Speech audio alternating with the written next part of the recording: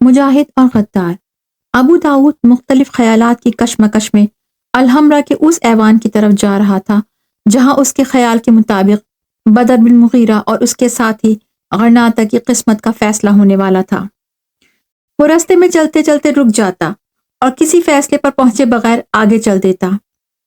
زندگی میں پہلی بار وہ یہ محسوس کر رہا تھا کہ اس کی قوت برداشت جواب دے چکی ہے۔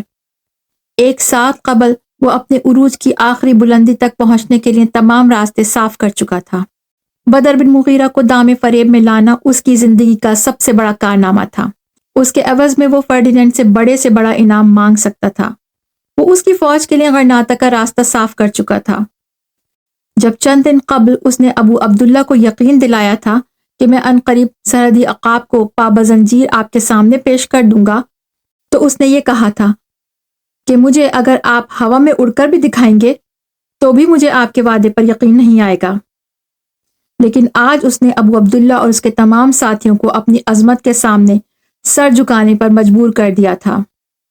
آج اسے یقین تھا کہ ابو عبداللہ اور اس کے ساتھی اس کے ہاتھ میں کٹ پتلیاں ہوں گے اور غرناطہ کے تخت و تاج پر قبضہ کرنے کے متعلق اس کے خوابوں کی تعبیر کا وقت آ چکا ہے۔ ابو عبداللہ اس کی بساط سیاست میں ایک ایسا مہرہ تھا جسے وہ ضرورت کے وقت اپنی جگہ سے ہٹا سکتا تھا۔ اسے مالقا پر حملہ کرنے کی ترغیب دے کر وہ فرڈینینڈ کو کھلے دروازوں غرناطہ میں داخل ہونے کا موقع دے سکتا تھا۔ لیکن ربیہ کا خیال آتے ہی وہ خیالات کی ایک اور رو میں بہنے لگا۔ کیا میری تمام کوششیں ربیہ اور اینجلا کو دنیا بھر میں معزز ترین خواتین بنانے کے لیے نہیں؟ ربیہ پگلی اس کے ساتھ محبت کرتی ہے، کیا وہ اس کی موت کا صدمہ برداشت کرے گی؟ کیا ربیہ کو ہمیشہ کے لیے مغموم بنا کر میں غرناطہ کا سلطان بننے کے باوجود بھی خوش رہ سکوں گا؟ کیا کوئی ایسی صورت ہے کہ سرحدی عقاب کی جان بچائی جا سکے؟ ایسی صورت میں میرا مستقبل خطرے میں نہ پڑے؟ اس کے دماغ میں ان سوالات کا جواب نہیں کے سوا کچھ نہ تھا۔ وہ جانتا تھا کہ آج رات بدر بن مغیرہ کی قسمت کا فیصلہ ہو جائے گا اور وہ اپنی امیدوں کے تمام قلعے مسمار کیے بغیر اس کی حمایت نہیں کر سکتا۔ اس نے سوچا اگر میں اسے بچانے کی کوشش میں کامیاب بھی ہو جاؤں تو بھی میرے لیے اس کے دل میں جو نفرت پیدا ہو چکی ہے وہ دور نہیں ہو سکے گی۔ وہ ربیہ کا خاوند بن کر بھی میری ہر خواہش کی مخالفت کرے گا۔ وہ میرے راستے میں ایک ایسی چٹان ہوگا جسے توڑے بغیر میں آگے نہیں بڑھ سکوں گا۔ ربیہ اس کی رفیق حیات بن کر مجھ سے روز بروز دور ہوتی جائے گی اور ہمارے درمیان ایک ایسی خلیج حائل ہو جائے گی جسے پاٹنا ناممکن ہوگا۔ ربیہ کو خوش کرنے کے لیے اس کی جان بچانے کے بعد میرے لیے ایک ہی راستہ ہوگا اور وہ یہ کہ میں اپنی زندگی کی تمام خواہشات سے دستبردار ہو کر کہیں روپوش ہو جاؤں۔ نہیں، مجھ سے یہ نہ ہو سکے گا۔ آخر میں ربیہ کے متعلق اس قدر پریشان کیوں ہوں؟ اسے چند دن کے لیے صدمہ ہوگا، میں اسے سمجھا سکوں گا۔ جب ہسپانیہ میں فرڈینینڈ کے سوا کوئی میرا مد مقابل نہ ہوگا، جب سلاطین اور بادشاہ میرے دسترخوان پر بیٹھنے میں فخر محسوس کریں گے، اور جب ربیہ کسی بادشاہ کی ملکہ کی حیثیت میں تخت پر رونق افروز ہوگی، تو وہ یقیناً محسوس کرے گی کہ اس کا باپ اس کا دشمن نہ تھا۔ دربار کے تمام دروازوں پر پہرے دار کھڑے تھے۔ محل کے داروغہ نے ابو داؤد کا خیر مقدم کیا اور اس کے لیے دروازہ کھول دیا۔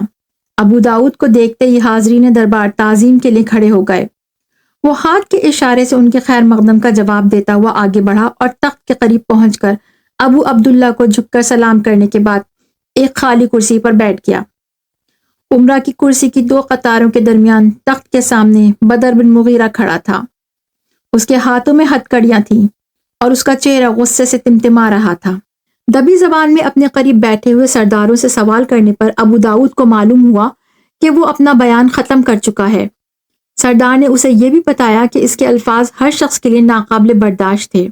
وہ ابو عبداللہ کے متعلق یہ کہہ چکا تھا کہ تم بدتینت بھی ہو اور بے وقوف بھی، اور دونوں صورتوں میں میں تمہیں قابل رحم سمجھتا ہوں۔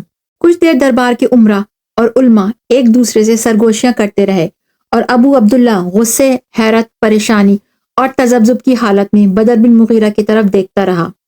بالآخر وہ بولا، ہم تمہیں ایک بار پھر موقع دیتے ہیں کہ تم ہماری حکمرانی کو تسلیم کر لو تو تمہیں کچھ عرصے نظر بند رکھنے کے بعد رہا کر دیا جائے گا۔ بدر بن مغیرہ نے جواب دیا، میں اس کا جواب دے چکا ہوں۔ میں بزدلوں سے زندگی کی بھیک نہیں مانگتا۔ میں اس شخص کی حکومت تسلیم کرنے سے انکار کرتا ہوں جو اللہ کا باغی ہے، جو قوم کا غدار ہے، جو اپنے باپ کا دشمن ہے۔ بدر بن مغیرہ کی نگاہ ابو داؤد پر پڑی اور اس نے اپنی آواز بلند کرتے ہوئے کہا، ابو عبداللہ، تم نے اپنی آستین میں سانپ پال رکھے ہیں اور تم یہ سمجھتے ہو کہ یہ صرف تمہارے دشمنوں کو ڈستے رہیں گے، لیکن تم سانپوں کی فطرت سے واقف نہیں، وہ کسی کے دوست نہیں ہوتے۔ تم یہ سمجھتے ہو کہ میں تمہارے ساتھ جنگ کا مجرم ہوں، لیکن مجھے قسم ہے اس تلوار کی جو بارہا دشمنان اسلام کے خون سے نہا چکی ہیں، کہ اگر میرے دل میں تمہارے ساتھ لڑنے کی خواہش ہوتی تو الحمرہ کی دیواریں میرے سپاہیوں کا راستہ نہ روک سکتی تھی۔ میں تمہیں مختلف ہیلوں سے راہ راست پر لانا چاہتا تھا، اور یہی وجہ ہے کہ میں تمہارے ایک ساتھی کی دعوت پر تمہارے محل میں اکیلا چلا آیا ہوں۔ تم میرے متعلق جو فیصلہ چاہو صادر کر سکتے ہو، لیکن اس کا مطلب یہ نہیں کہ میں کوئی مجرم ہوں اور تمہیں اپنا قاضی تسلیم کرتا ہوں۔ میں نے تمہارے باپ کو بھی اس لیے اپنا امیر تسلیم نہیں کیا تھا کہ وہ غرناطہ کا سلطان ہے اور وہ سنگ مرمر کی عمارتوں میں زرنگار کرسیوں پر بیٹھتا ہے، بلکہ اس لیے کہ اس نے اسلام کے بدترین دشمنوں کے خلاف اعلان جہاد کیا تھا، اور تم فرڈیننڈ کے ہاتھ میں ایک کھلونا ہو۔ تمہارے ذہن میں یہ خیال کیسے پیدا ہوا کہ میں تمہارے ہاتھ پہ بیعت کروں گا؟ ابو داؤد نے اپنے قریب بیٹھے ہوئے سردار کے کان میں کچھ کہا اور وہ اٹھ کر بولا، سلطان معظم، اب تک مجرم جو کچھ کہہ چکا ہے وہ اس سے اپنی ذات کو بدترین سزا کا مستحق ثابت کر چکا ہے، اس لیے ہماری درخواست ہے کہ اسے سزا کا حکم سنا کر دربار برخاست کیا جائے۔ آپ کے جانثاروں کے لیے مجرم کا یہ گستاخانہ طرز کلام ناقابل برداشت ہے۔ باقی سردار اور علماء یکے بعد دیگرے اٹھ کر اس کی تائید کرنے لگے۔ بدر بن مغیرہ نے کہا، بد نصیب ہے وہ شخص جو ایسے لوگوں کو اپنا جانثار سمجھتا ہو۔ ابو عبداللہ، یہ قوم کی لاش پر پلنے والے گدھ ہیں، تم ان کی عیانت پر بھروسہ کر کے اپنے ساتھ غرناطہ کو بھی تباہی کی طرف دھکیل رہے ہو۔ ابو عبداللہ اٹھ کھڑا ہوا اور کانپتی ہوئی آواز میں بولا، میں بدر بن مغیرہ کو سلطنت غرناطہ کا بدترین دشمن ہونے کے جرم میں موت کی سزا دیتا ہوں۔ مجرم کو طلوع آفتاب سے پہلے قتل کیا جائے۔ سرحدی عقاب ایک چٹان کی طرح کھڑا رہا۔ بیت الحمرہ میں آج تک ایسا مجرم پیش نہیں ہوا تھا جس نے اس قدر دل فریب اور مروب کن تبسم کے ساتھ اپنے قتل کا حکم سنا ہو۔ اس کی خاموشی زبان حال کہہ رہی تھی، میں ہمیشہ موت سے کھیلا ہوں، تم مجھے موت کے منہ تک دھکیل سکتے ہو، لیکن مجھ سے میری مسکراہٹیں نہیں چھین سکتے۔ یہ تبسم جو میں نے تلواروں کی چھاؤں اور تیروں کی بارشوں میں سیکھا ہے، آخری وقت تک تمہاری بزدلی، سفاکی اور مکاری کا تمسخر اڑاتا رہے گا۔ ابو داؤد نے عزم و استقلال کے اس پیکر مجسم کی طرف دیکھا اور غرناطہ کا تخت و تاج بے حقیقت نظر آنے لگا۔ اس نے اپنے دل میں سوال کیا، کیا دنیا کی کوئی دولت ایک انسان کو موت سے اس قدر بے نیاز کر سکتی ہے؟ آخر وہ کون سا جذبہ ہے جس سے سرشار ہو کر یہ لوگ زندگی اور موت میں کوئی فرق محسوس نہیں کرتے؟ یہ نوجوان جلاد کی تلوار کو اس قدر قریب دیکھ کر مسکرا رہا ہے، اور ربیہ دوا کی پیالی زہر سمجھ کر پی گئی تھی۔ آخر کیوں؟ کیا اس لیے کہ یہ موت و حیات کا راز سمجھ چکے ہیں، یا اس لیے کہ وہ زندگی کی صحیح راحتوں سے آشنا نہیں ہوئے؟ اور کیا زندگی کی ایسی کسی لذت کو راحت کہا جا سکتا ہے جس پر آٹھوں پہر موت کا خوف سوار ہو؟ میں الس کے تخت پر قابض ہو سکتا ہوں، لیکن کیا یہ کامیابی موت کے بھیانک چہرے کے سامنے مسکرانا سکھا دے گی؟ نہیں، بلکہ ہر کامیابی کے بعد میرے لیے موت کا چہرہ بھیانک ترین ہوتا چلا جائے گا۔ اس نے اپنی زندگی میں پہلی بار یہ محسوس کیا کہ موت پر غالب آنا دنیا میں انسان کی سب سے بڑی کامیابی ہے، یہ اس کی سب سے بڑی فتح ہے، اور یہ فتح صرف ان لوگوں کو نصیب ہوتی ہے جو سمجھ لیتے ہیں کہ ان کی موت و حیات صرف خدا کے لیے ہے۔ بدر بن مغیرہ نے میری طرح اپنے لیے نہیں بلکہ صرف خدا کے لیے لڑنا سیکھا ہے۔ خدا اس کے لیے کسی موہوم طاقت کا نام نہیں بلکہ ایک حقیقت ہے، وہ حقیقت جس کا سہارا لے کر وہ موت کے سامنے ایک چٹان کی طرح کھڑا ہے۔ کاش میں موت پر ایسی فتح حاصل کر سکتا۔ ابو عبداللہ اپنی مسند سے اٹھ کر عقبی کمرے میں چلا گیا۔ پہرے دار بدر بن مغیرہ کو باہر لے گئے اور سردار اور علماء یکے بعد دیگرے آگے بڑھ کر ابو داؤد کو اس شاندار کامیابی پر مبارکباد پیش کرنے لگے، لیکن وہ یہ محسوس کر رہا تھا کہ وہ اس کا مذاق اڑا رہے ہیں۔ ایک غلام نے آ کر کہا، کہ ابو عبداللہ آپ کا دوسرے کمرے میں انتظار کر رہے ہیں۔ تھوڑی دیر بعد ابو داؤد ایک خوبصورت کمرے میں ابو عبداللہ کے سامنے بیٹھا ہوا تھا۔ بدر بن مغیرہ کے سامنے اسے اپنی کمتری کا جو احساس ہوا تھا وہ ابو عبداللہ کی صحبت میں آہستہ آہستہ دور ہو رہا تھا۔ غرناطہ کا نام نہاد سلطان اسے ایک مافوق الفطرت انسان تسلیم کرتا تھا۔ جب وہ کمرے میں داخل ہوا تو اس نے آگے بڑھ کر ابو داؤد کے ساتھ مصافحہ کرنے کے بعد جھک کر اس کے ہاتھ کو بوسہ دیا۔ اس کے ساتھ باتیں کرتے وقت بھی ابو عبداللہ کا لہجہ معمول سے کہیں زیادہ نیازمندانہ تھا۔ جب ابو عبداللہ نے چند بار یہ کہا کہ آج سے آپ کا ہر اشارہ میرے لیے ایک حکم ہوگا، تو ابو داؤد کا احساس برتری بیدار ہونے لگا اور وہ یہ سوچنے لگا کہ وہ دنیا جس میں تھوڑی دیر قبل میرے خیالات بھٹک رہے تھے فقط ایک مفروضہ تھی۔ اس کرۂ زمین پہ بہت بڑی اکثریت ان لوگوں کی ہے جو ابو عبداللہ کی دنیا میں رہتے ہیں، اور اس دنیا میں لاکھوں سے زیادہ ذہین اور عقل مند ہوں۔ میں ابو عبداللہ جیسے لاکھوں انسانوں کو اپنے اشاروں پر نچا سکتا ہوں۔ میں اس دنیا میں اپنی کامیابی کے راستے صاف کر چکا ہوں۔ میں انہی راستوں پر چلتا رہوں گا، اور ہر نئی کامیابی کے بعد میرا احترام کرنے والوں کی تعداد میں اضافہ ہوتا جائے گا، اور مرتے وقت بھی مجھے یہ تلخ احساس نہیں ہوگا کہ میری زندگی کی کوئی حسرت پوری ہونے سے رہ گئی ہے۔ مجھے بدر بن مغیرہ کے متعلق نہیں سوچنا چاہیے۔ اس کی دنیا میری دنیا سے مختلف ہے۔ مجھے اس کے متعلق سوچ کر پریشانی کے سوا کچھ حاصل نہ ہوگا۔ میری دنیا وہ ہے جہاں ابو عبداللہ جیسے احمق بستے ہیں۔ میں ان میں سے لاکھوں کا رہنما اور حکمران بننے کے لیے پیدا ہوا ہوں۔ میں انسانوں کے ریوڑ ہانکنے کے لیے پیدا ہوا ہوں۔ ان خیالات میں اسے ربیہ کا خیال آیا، اور اسے یہ پریشانی ہونے لگی کہ جب وہ ہوش میں آئے گی تو میں اسے کیا جواب دوں گا۔ ممکن ہے کہ احساسات کی شدت نے اسے دوا کے اثر سے بے ہوش نہ ہونے دیا ہو۔ میں اسے کیا جواب دوں گا؟ اور اینجلا بھی اس کا ساتھ دینے میں بضد نظر آتی ہے۔ وہ دروازے پر میرا انتظار کر رہی ہوگی۔ وہ مجھے اپنی بہن کے لیے ہمدردی کے آنسوؤں سے پریشان کرے گی۔ ابو داؤد کی طرح ابو عبداللہ کو بھی یہ پریشانی تھی کہ اگر یہ خبر حرم تک پہنچ گئی تو اس کی ماں اور بیوی جنہوں نے موسیٰ کے قید ہونے پر 3 دن تک کھانے کو ہاتھ نہیں لگایا تھا اسے آڑے ہاتھوں لیں گی۔ اس نے ابو داؤد سے کہا، میں نے داروغہ کو حکم دیا ہے کہ وہ اسے قتل کرتے ہی مجھے اطلاع دے۔ میں اس کارروائی کے اختتام تک حرم میں داخل ہونا پسند نہیں کرتا۔ ابو داؤد نے کہا، آپ ربیہ کے طرز عمل سے پریشان ہوں گے۔ مجھے اس سے یہ توقع نہ تھی۔ وہ دوسرے کمرے میں جا کر بے ہوش ہو گئی تھی۔ مجھے یقین ہے کہ اس وقت بھی وہ ہوش میں نہ تھی۔ ابو عبداللہ نے کچھ سوچ کر کہا، آپ برا نہ مانیے، اگر اس نے عالم ہوش میں بھی یہ باتیں کی ہوں تو کم از کم مجھے کوئی تعجب نہیں ہونا چاہیے۔ غرناطہ کی ہزاروں لڑکیاں اس کی شجاعت کے گن گاتی ہیں۔ آج میں اس کی صورت دیکھ کر یہ محسوس کر رہا تھا کہ اگر میں خود بھی ایک لڑکی ہوتا تو اس کی مردانہ اداؤں سے متاثر ہوئے بغیر نہ رہتا، لیکن مجھے امید ہے کہ ربیہ اسے بہت جلد بھول جائے گی۔ ابو داؤد نے موضوع بدلنے کے لیے کہا، داروغہ اس کی لاش کو ٹھکانے لگانے سے پہلے نہیں آئے گا۔ کیا یہ بہتر نہ ہوگا کہ اتنی دیر تک ہم شطرنج سے دل بہلائیں؟ ابو عبداللہ نے کہا، آپ نے میرے دل کی بات کہی ہے، لیکن ایک شرط ہے کہ رات کا باقی حصہ یہیں گزارا جائے۔ ابو داؤد نے جواب دیا، میں دوپہر تک آپ کے ساتھ بیٹھنے کے لیے تیار ہوں۔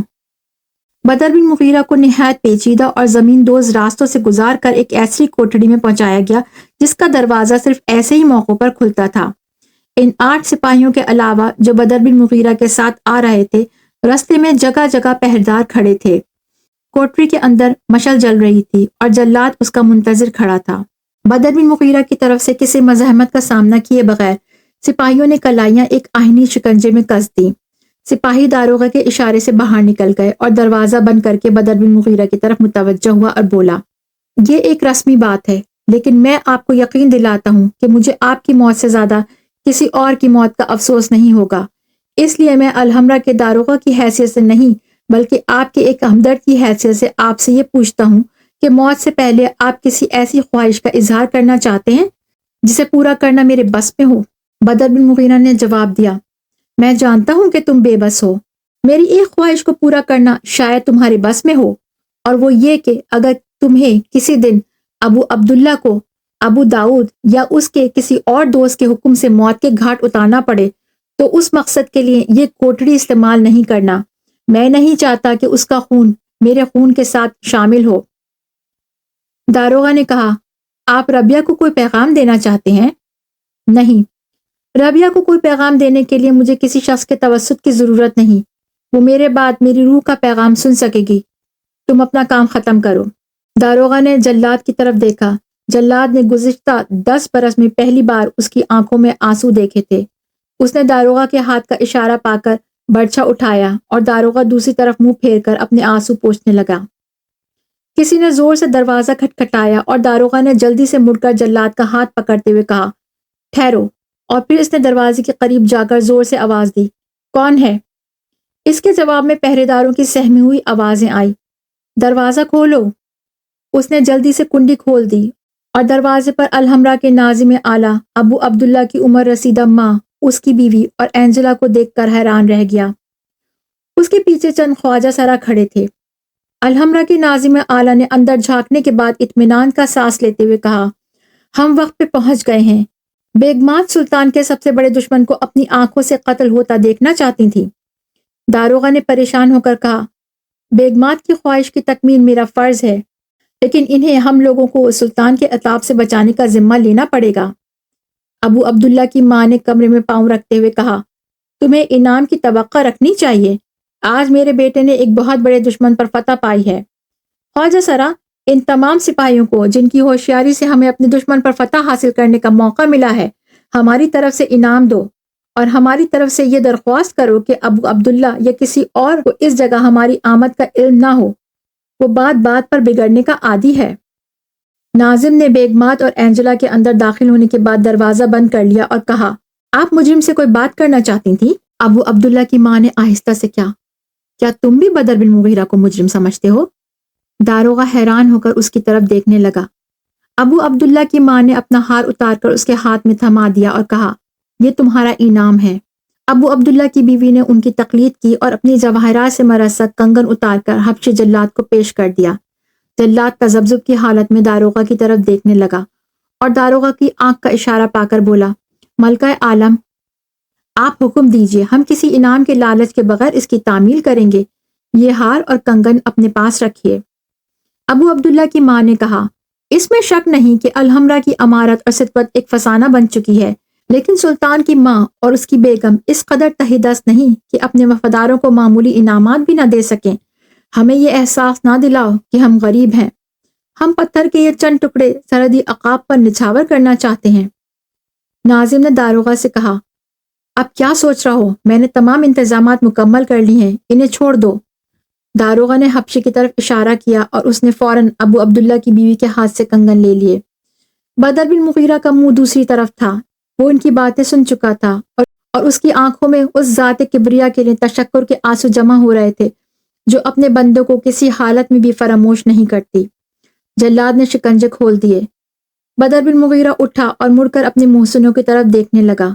ملکہ نے آگے بڑھ کر کہا، بیٹا، مجھے اپنی ماں سمجھو، ہم نے اپنا فرض ادا کیا ہے، لیکن تم اگر اسے ایک نیکی سمجھو تو وقت آنے پر ابو عبداللہ سے انتقام لینے کے بجائے اسے رحم کا حقدار سمجھنا۔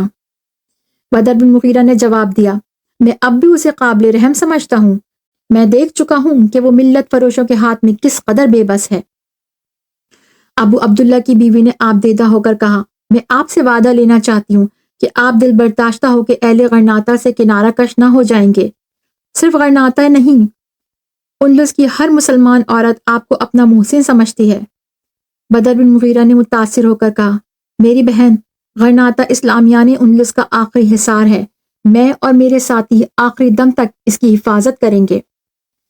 ملکہ نے کہا، یہ باتوں کا وقت نہیں، مجھے ڈر ہے کہ ابو عبداللہ کو کوئی ساتھی اس طرف نہ آ جائے، ہم تمہیں اپنی ذمہ داری پر رہا کر رہے ہیں اور ہمیں یہ اطمینان ہے کہ ہم ابو عبداللہ کے باخبر ہونے پر بھی اس کی نظر عطاب سے محفوظ رہیں گے۔ تاہم محل کے ان ملازموں کے لیے جنہوں نے تمہارے ساتھ وفا کی ہے، تمہیں اس وقت تک روپوش رہنا پڑے گا جب تک ابو عبداللہ اپنے کیے پر نادم نہیں ہوتا، ورنہ تمہارے بجائے ان لوگوں کو روپوش ہونا پڑے گا اور الحمرا پر سلطنت کے غداروں کا پورا تسلط ہو جائے گا۔ بدر بن مغیرہ نے جواب دیا، اطمینان رکھیے، صرف چند قابل اعتماد لوگوں کے سوا کسی کو میری زندگی کا علم نہیں ہوگا۔ ایک بہت بڑے مقصد کے لیے میرا روپوش رہنا ضروری ہے۔ ملکہ نے کہا، خدا تمہارا حامی و مددگار ہو۔ اینجلا اب تک خاموشی سے بدر بن مغیرہ کی طرف دیکھ رہی تھی۔ بدر بن مغیرہ اس کی طرف متوجہ ہوا۔ وہ اضطراری حالت میں ایک قدم آگے بڑھی اور جھجکتے ہوئے بولی، آپ ربیہ کے متعلق پریشان نہ ہوں، اس کا یہاں آنا مشکل تھا۔ ابو عبداللہ کی بیوی نے کہا، ہم اینجلا کے شکر گزار ہیں کہ اس نے ہمیں بروقت خبردار کیا۔ بدر بن مغیرہ نے اپنے ہونٹوں پر ایک احسان مندانہ مسکراہٹ لاتے ہوئے کہا، اینجلا، تمہارا طبیب یقیناً مجھ سے تمہارے متعلق پوچھے گا۔ اگر اسے کوئی پیغام دینا چاہو تو میں قاصد کا فرض ادا کرنے کو تیار ہوں۔ ایک ثانیے کے لیے اینجلا کی رگوں کا تمام خون سمٹ کر اس کے گالوں میں آ گیا۔ اس کوٹری میں داخل ہونے کے بعد اس کی سب سے بڑی پریشانی یہ تھی کہ کاش وہ بشیر بن حسن کے متعلق کچھ کہہ سکتی۔ اسے اس کا تذکرہ چھیڑنے کا موقع ملنے کی امید نہ تھی، اور اسے یہ بھی احساس تھا کہ موقع ملنے پر بھی اس کی زبان اس کے دل کی ترجمانی کرنے سے قاصر رہے گی۔ لیکن بدر بن مغیرہ نے جیسے اس کے لیے جنت کے بند دروازے کھول دیے۔ وہ بولی، وہ میرے محسن ہیں، میری طرف سے انہیں یہ رومال پیش کر دیجیے گا۔ اینجلا نے جھجکتے ہوئے آگے بڑھ کر سرخ رنگ کا ایک چھوٹا سا رومال بدر بن مغیرہ کے ہاتھ میں دے دیا۔ بیگمات اپنی نسوانی ذکاوات حس سے بہت کچھ سمجھ چکی تھی، اس لیے وہ خاموش رہیں۔ ناظم کی تجویز پر بدر بن مغیرہ کو ایک تختے پر جو لاش اٹھانے کے لیے کوٹری میں رکھا گیا تھا لٹا دیا اور اس کے اوپر چادر ڈال دی۔ داروغہ نے کوٹری کا دروازہ کھول دیا۔ تینوں خواتین باہر نکل گئیں۔ پہرے دار دروازے سے چند قدم دور خواجہ سرا کے گرد گھیرا باندھے کھڑے ہوئے تھے، اور وہ انہیں اپنی طرف متوجہ رکھنے کے لیے اشرفیاں بانٹنے میں بخل سے کام لے رہے تھے، لیکن بیگمات کو آتے دیکھ کر اس نے جلدی جلدی تھیلی خالی کر دی۔ ایک ثانیے کے لیے داروغہ دروازے میں کھڑا رہا۔ جب بیگمات کچھ دور چلی گئیں تو اس نے باہر نکل کے پہرے داروں سے کہا، سلطان کا حکم تھا کہ اس قتل کی خبر ہم تک محدود رہے۔ ملکہ اور چھوٹی بیگم سلطان کی اجازت کے بغیر یہاں آئی تھیں۔ اب اگر یہ بات سلطان تک پہنچے گی تو وہ بیگمات کو شاید کچھ نہ کہیں، لیکن ہماری شامت آ جائے گی۔ داروغہ نے 4 آدمیوں کو لاش اٹھانے کے لیے اندر بلا لیا اور دوسروں کو جانے کی اجازت دے دی۔ تھوڑی دیر بعد یہ 4 آدمی اس تختے کو جس پر بدر بن مغیرہ لیٹا ہوا تھا اپنے کندھوں پر اٹھا کر کوٹری سے باہر نکلے اور ناظم اور داروغہ کے پیچھے پیچھے چل دیے۔ کئی پیچ در پیچ راستوں سے گزرنے کے بعد وہ ایک دیوار کے سامنے رک گئے۔ یہاں سے آگے بڑھنے کا کوئی راستہ نظر نہیں آتا تھا۔ داروغہ نے ناظم کے ہاتھ میں مشعل دیتے ہوئے دیوار کے ساتھ لگی ہوئی لوہے کی کل گھمائی۔ ایک گھڑگھڑاہٹ کے ساتھ دیوار میں ایک دراڑ نمودار ہوئی، اور یہ دراڑ بڑھتے بڑھتے ایک اچھی خاصی گزرگاہ بن گئی، اور اس کے ساتھ ہی بہتے ہوئے پانی کا شور سنائی دینے لگا۔ داروغہ کے اشارے پر ناظم نے مشعل کو ایک طرف رکھ دیا اور اس کے ساتھ باہر نکل گیا۔ سپاہیوں نے ان کی تقلید کی۔ دیوار سے باہر کوئی 8-10 گز چوڑے اور 5 گز اونچے چبوترے کے نیچے دریا ٹھاٹے مار رہا تھا۔ داروغہ کے اشارے پر سپاہیوں نے تختہ نیچے رکھ دیا۔ ناظم نے داروغہ کے کان میں کچھ کہا اور وہ سپاہیوں سے مخاطب ہو کر بولا، تم برسوں سے میرے ساتھی ہو، اس لیے تم سے کوئی بات چھپانا میں تمہاری وفاداری کی توہین سمجھتا ہوں۔ میں تم پر ایک اہم راز ظاہر کرنا چاہتا ہوں۔ داروغہ کو متذبذب دیکھ کر ایک سپاہی نے کہا، آپ پریشان نہ ہوں، وہ راز ہم پر ظاہر ہو چکا ہے اور مرتے دم تک ہمارے سینوں میں محفوظ رہے گا۔ آپ کو یہ بتانے کی ضرورت نہیں کہ ہم لاش کی بجائے ایک زندہ انسان کو اپنے کندھوں پر اٹھا کر لائے ہیں۔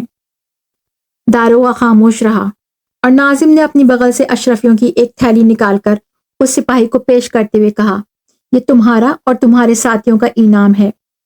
اس نے کہا، نہیں نہیں، اہل غرناطہ کے لیے سرحدی عقاب زندہ رہنا ہمارا سب سے بڑا انعام ہے۔ کچھ دیر پس و پیش کے بعد ناظم اور داروغہ کے اصرار پر اپنے ساتھیوں کی رضامندی دیکھ کر اس سپاہی نے تھیلی لے لی۔ داروغہ نے اطمینان کا سانس لیتے ہوئے کہا، کیا دوسرے پہرے داروں کو بھی شک تھا کہ ہم ان کی جان بچانا چاہتے تھے؟ نہیں، تاہم ان میں سے اکثر کی یہ خواہش تھی کہ کاش ملکہ کو رحم آ جائے۔ مجھے خود بھی ملکہ سے توقع نہ تھی، لیکن مقتل کا جائزہ لینے کے بعد میری تسلی ہو گئی، وہاں خون کا چھینٹا تک نہ تھا۔ ناظم نے کہا، اب تک جلاد یہ کمی پوری کر چکا ہوگا۔ تختے پر سے بدر بن مغیرہ نے چادر اتار کر ایک طرف پھینک دی اور اٹھ کر آگے بڑھتے ہوئے کہا، میرے خیال میں اب مجھے زندوں کی دنیا میں پاؤں رکھنے کے لیے آپ سے اجازت لینے کی ضرورت نہیں۔ داروغہ، ناظم اور سپاہیوں نے آگے بڑھ کر یکے بعد دیگرے اس کے ساتھ مصافحہ کیا۔ ناظم نے کہا، دریا کے اس کنارے سے آگے ہمارا دائرہ عمل ختم ہو جاتا ہے۔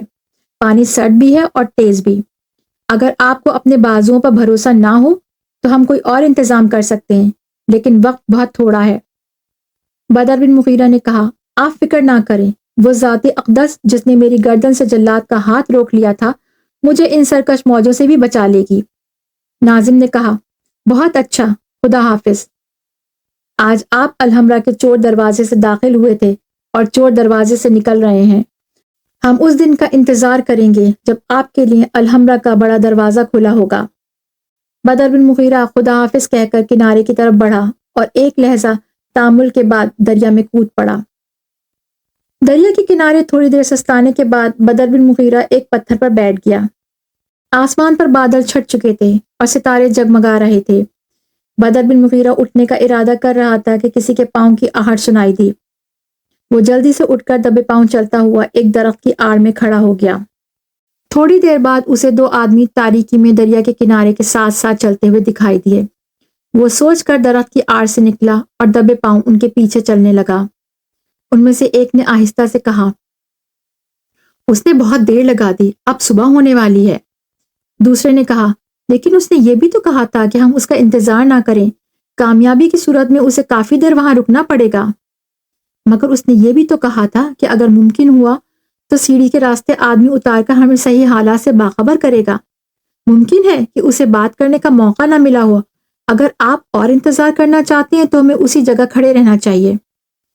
بدر بن مغیرہ نے آواز دی، منصور۔ وہ دونوں رکے اور مڑ کر بھاگتے ہوئے اس کے ساتھ لپٹ گئے۔ دوسرا آدمی بشیر بن حسن تھا۔ اپنے ساتھیوں کی طرف سے سوالات کی بوچھاڑ پر تنگ آ کر بدر بن مغیرہ نے کہا، چلو یہاں سے نکلیں۔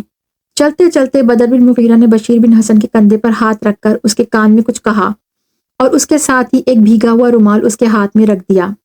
منصور نے ان کی طرف مڑ کر دیکھا اور کہا، معلوم ہوتا ہے آپ اپنی مرضی سے واپس نہیں آئے۔ بدر بن مغیرہ نے جواب دیا، تمہارا اندازہ صحیح ہے۔ بشیر بن حسن نے کہا، میرے خیال میں اب ہم خطرے کی حدود سے باہر آ گئے ہیں، آپ اپنی داستان شروع کر دیں۔ بدر بن مغیرہ نے چلتے چلتے اختصار کے ساتھ اپنی تمام سرگزشت بیان کر دی۔ کوئی ایک کوس چلنے کے بعد یہ تینوں ایک گھنے باغ میں سے گزرتے ہوئے ایک اجڑے ہوئے مکان میں داخل ہوئے۔ وہاں ان کے 5 اور ساتھی گھوڑوں کی حفاظت کر رہے تھے۔